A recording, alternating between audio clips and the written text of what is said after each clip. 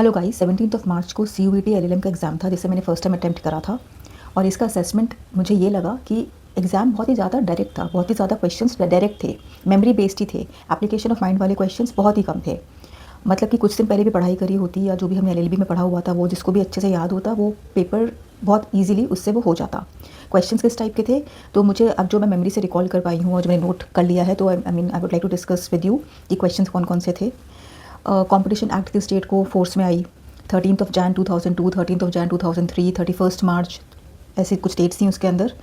तो the correct that is 31 Jain 2003।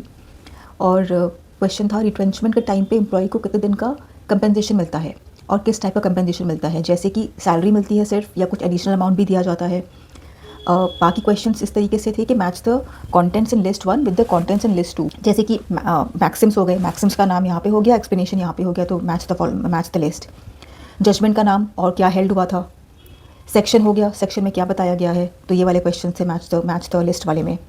Air act, water conservation act, forest wild life act, और इनका किस year में ये फोर्स में आई, ये वाले क्वेश्चंस थे मैच द फॉलोइंग में। इंटरनेशनल लॉ की भी क्वेश्चन था, बेसिकली हर ही सब्जेक्ट से क्वेश्चन थे। इंटरनेशनल लॉ से ये क्वेश्चंस थे कि वियना कन्वेंशन आर्टिकल 26 में क्या बताया गया है, तो आउट ऑफ द 4 ऑप्शंस उसका करेक्ट ऑप्शन है पैक्टा सेंट सर्वांडा।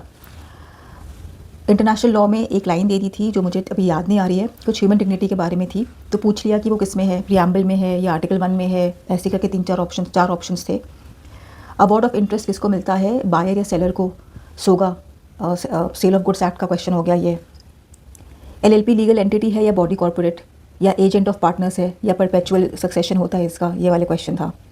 क्रिश्चियन फीमेल की आफ्टर डिमाइज के बाद अगर उसकी फैमिली में बस उसके हस्बैंड और उसकी मदर है तो उसकी प्रॉपर्टी कैसे डिवॉल्व होगी, हाफ होगी, 1/3 होगी, पूरी हो जाएगी, होल ऑफ द प्रॉपर्टी, तो ये वाले क्वेश्चन थे। IPC के क्वेश्चन इस तरीके से था कि सेक्शंस थे और सेक्शन के डिस्क्रिप्शन थे और उसे बताना था कि पहली प्रायोरिटी में पहले प्रेफरेंस से बताना था कि पहले क्या आता है।